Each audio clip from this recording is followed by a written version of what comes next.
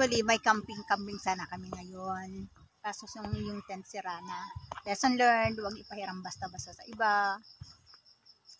Pero yung isa, sinira naman talaga ni Bunhi. Kaya ngayon, dito kami nag-camping lang. Ano ba yun? Parang it's a trait, no to mall. Kahit naman kami ay sa bukid pinanganak. Ngayong parent na ako, the mother, solo parent,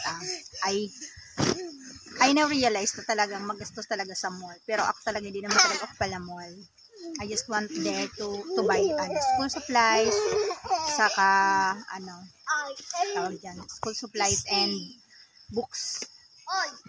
Yung books na, pocket book like that. Yung mga sale na books na 10 pesos lang. Because, living in a city is harder than living in a barrio, but there, mahal naman doon ang pamasahe. When you are going out, you are going to spend a lot. Kung pupunta ka dito sa city, magbibili ka ng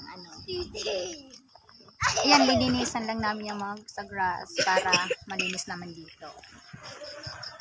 Yun naman ang aming thank you sa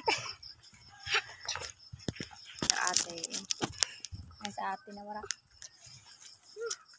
Lovebirds. Lovebirds.